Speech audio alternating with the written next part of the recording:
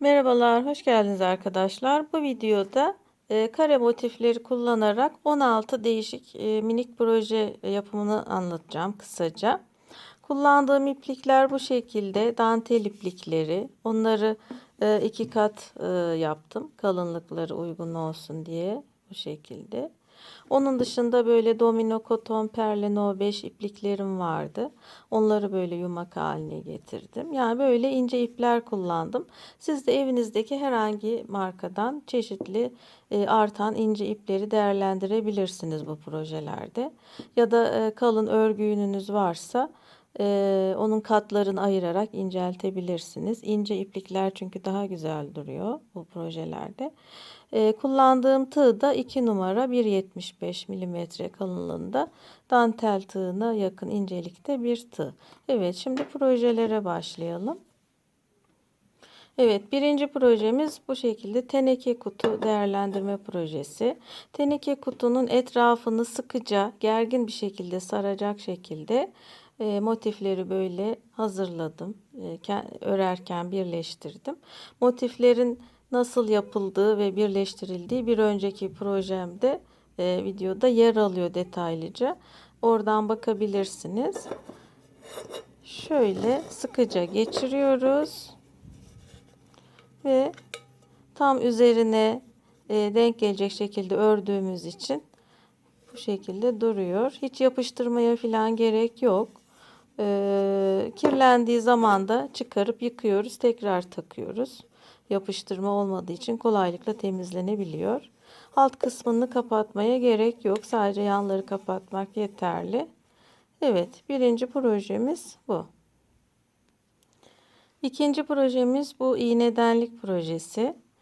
Bu minik yastık bir saat kutusundan çıkmıştı. Onu değerlendirdim. Böyle minik bir yastık dikip içine elyaf doldurup siz de kolaylıkla yapabilirsiniz. Üzerine motifler diktim. 4 tane motifi birleştirip kenarlardan diktim. Tatlı bir iğnedenlik oldu. Evet, üçüncü proje bu şekilde plastik peynir ve yoğurt kutuları. Bunlar peynir kutusu, bu yoğurt kutusu, bu margarin kutusu. Bunların da yine böyle etrafına aynen teneke kutuda olduğu gibi ebatına uygun olarak ve gergin duracak şekilde örüp kenarına giydiriyorum. Yine burada da herhangi bir yapıştırmaya gerek yok. Çünkü gergin olduğu için üzerinde çok güzel duruyor. Ve kolaylıkla da kirlendiği zaman çıkarıp temizliyoruz. Bu şekilde kullanıyoruz. Altını kaplamıyoruz. Evet, diğer kutuları da böyle ebatlarına tam uyacak şekilde. Benim motiflerim 3 sıradan oluşuyor. Siz isterseniz 2 sırada yapabilirsiniz. İpinizin kalınlığına göre ve kutunuzun ebatına göre. Böyle tam denk gelecek şekilde örüyoruz ve giydiriyoruz. Evet. Bu kutuda yine aynı şekilde giydirelim.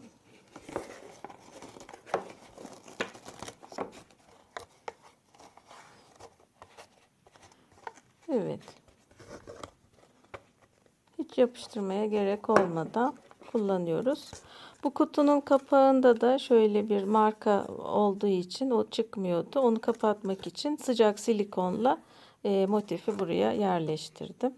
Yapıştırdım yani. Bu da margarin kutusu. Bunun etrafına yapıştırdım. Giydirdikten sonra kapağına da sıcak silikonla yapıştırdım. Evet, buna kürdan koyuyorum. Kürdanları mutfak dolabında. Buna mesela minik çay kaşıkları. Evet.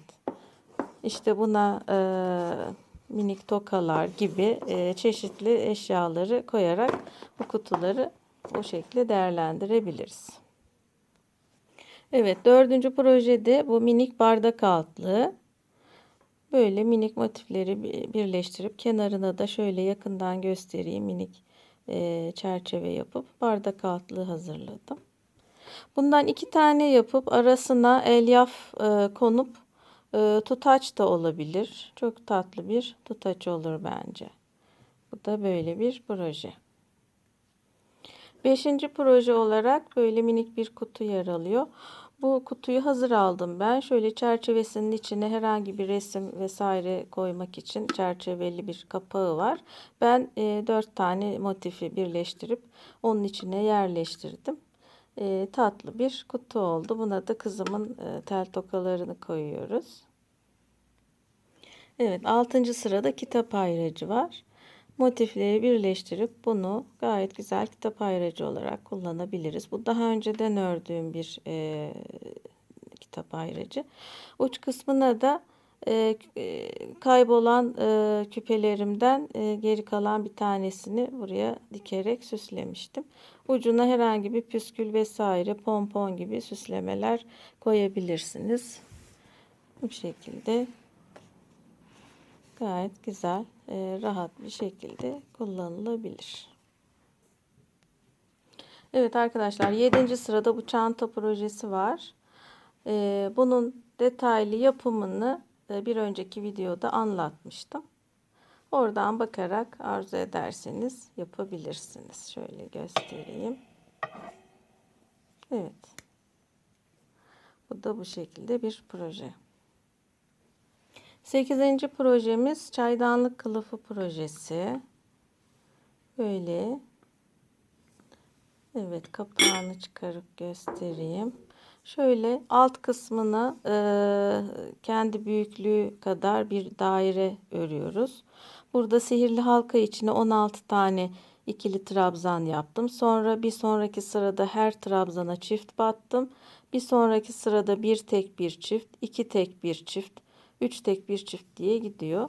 Büyüklüğe ulaşınca tamamlanıyor daire. Sonra şöyle iki parça ördüm. 1, 2, 3 motiften oluşan uzunluğu, 1, 2, 3, 4 motiften oluşan genişliği. Tabii herkesin kendi demliğine göre bu değişir. Bir parça burada, bir parça burada, iki parça ördüm. Sonra taban kısmına o parçaları dikerek birleştirdim. Yanlardan da böyle kulp ve ağız kısmı kadar boşluk bırakacak şekilde yanlarını diktim. Şöyle ve kılıfımız hazır oldu.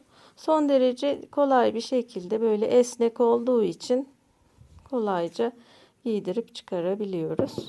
Yalnız gergin olmasına dikkat edin. Yani bol olmasın, yoksa tam oturmaz çaydanlığınıza. Evet, bu projemiz de bu şekilde. Evet, 9. projemizde bu kalemlik yenilemeleri var. Bu kalemlikler kızımın ilkokul, ortaokuldan kalan kalemlikleri. Bunları bir güzel yıkadım. Üzerlerinde işte Barbie vesaire karakter resimleri vardı. Onları kapatmak için böyle motiflerle kapladım. Böyle örtü şeklinde örüp kenarlardan diktim. Zaten kendisi de kumaş olduğu için kolayca dikiliyor. Orta kısmını dikmenize gerek yok. Orta kısım açık. Sadece kenarlardan böyle dikiyorsunuz. Bunu da aynı şekilde. Yapıştırma çok sağlıklı olmuyor. Dikmek daha mantıklı. Bunu şimdi kendi tığlarımı koymak için kullanıyorum. Böyle gayet güzel bütün tığlarımı toparladım. Şöyle göstereyim. Evet. Kalınlıklarına göre yerleştirdim. Böyle. Burada kalemlerin kendi boyutuna göre bu şeyler, lastikler ince görüyorsunuz. Buraya ince tığları koydum. Kalın tığları koyabilmek için de bu lastiklerin arasında yer alan şu dikişlerden söktüm. Dolayısıyla böyle iki tane hazne ortadaki dikişi sökünce böyle tek hazne haline geliyor. Kalın bir tek hazne. Böylece kalın tığları koyabiliyoruz. Sizin de varsa hani böyle değerlendirmek istediğiniz kalem kutu, bu yöntemi uygulayabilirsiniz. Evet, bu da bu şekilde. Buna da kalemlerimizi koyuyoruz. Böyle bunları da değerlendirmiş oldum. Daha önce oğlumun beslenme çantasına yapmıştım. Spiderman beslenme çantasına. Çantanın kendi sapını çıkarıp zincir takmıştım. Bayağı bir çanta gibi de epeyce kullanmışlığım var. Sizlere de fikir olur umarım. Evet, 10. projemiz bu defter kitap kabı. Böyle defterin, kitabın genişliği ölçüsünde şöyle kenar kısımlarını da içerecek şekilde şöyle bakın. Dümdüz bir dikdörtgen örüyoruz. Sonra şu kenar kısımlarından dikiyoruz. Kenarlardan dikiyoruz. Oldukça basit yapımı. Böyle gayet kolay bir şekilde giydiriliyor. Evet. Arzu ederseniz şuradan bir yerden, herhangi bir yerden tutturup zincir çekip ucuna püskül takıp kitap ayraçlı bir defter kitap kabı haline de getirebilirsiniz. Ben öyle bir şey yapmadım. Evet. Bu projemiz de bu şekilde. Evet, 11. projede böyle bir makaralardan anahtarlık yapımı var. Böyle herhangi bir makarayı böyle yine aynen teneke kutuda, diğer kutularda olduğu gibi gövdesini saracak şekilde örüp bunu giydiriyoruz. Dilerseniz yapıştırabilirsiniz de. Sıkıca örerseniz yapıştırmaya gerek olmaz. Ben bunu yapıştırmıştım sıcak silikonla. Evet. Buraya anahtarlık aparatını takıyoruz. Bu jüt ipi altından geçirdim. Sonra çıkan iki ucunu yukarıda düğümleyip bunu takarak bu şekle getirdim. Yani sadece düğümlüyoruz. Hiç herhangi bir başka işleme gerek yok.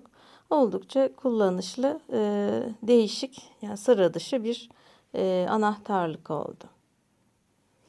Evet, 12. projede yine bir makara değerlendirilmesi. Bu kez dikiş makarasının değerlenmesi. Yine aynı şekilde örüp motifimizi buraya geçiriyoruz. Yine burada da dilerseniz yapıştırabilirsiniz motifi sıcak silikonla. Şöyle düzelteyim. Evet, makaranın şurada ortadaki deliğine bu kalem tam uyuyor. Şöyle geçirdiğiniz zaman tatlı bir çocuklar için falan gayet güzel bir kalem tepesi. Bunu ben kendim kullanıyorum bu arada. Böyle bir şey. Evet. Evet, 13. projede de böyle tepsi örtüleri yer alıyor. Bu tepsiden hemen hemen her evde bulunur. Çok eski böyle gümüş klasik bir tepsi. Bunu modernize etmek için böyle bir tepsi örtüsü yaptım. Tepsinin iç hacminin genişliği boyutunda böyle ince domino koton perle iplerle ördüm. Kenarına da göstereyim şöyle. Belki model almak istersiniz. Böyle bir çalışma yaptım. Oldukça hoş ve modern bir hale gelmiş oldu. Tepsi de değerlendi. Diğer tepsi de böyle. Burada da yine bu örtüyü tepsinin iç hacmi boyutunda örüp yalnız burada iki camın arasına yerleşiyor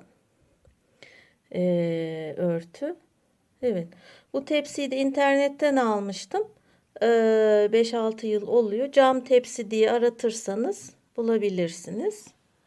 Evet, bu projede böyle. Evet, 14. projede bu yakalar var. Böyle gene Granny Square motiflerle 3 çeşit yaka hazırlamıştım. Bu yakaların yapılış videosu da bir önceki ya da iki önceki videoda yer alıyor YouTube kanalımda. Oradan detaylarına bakabilirsiniz. 15. projede böyle kupa kılıfı projesi yer alıyor. Şu şekilde bunu ister mutfak tezgahında süs olarak, mutfak rafında süs olarak ya da böyle giydirip kalemlik olarak kullanabilirsiniz. Şöyle şuradan düğmeliyoruz. Şöyle çıkaralım.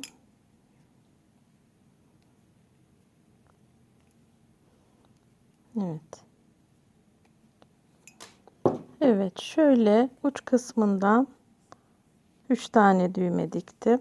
Şu kısma herhangi bir ilik açmaya gerek yok. Motifin kendi deliğini kullanıyoruz. Evet. Bu da böyle bir proje.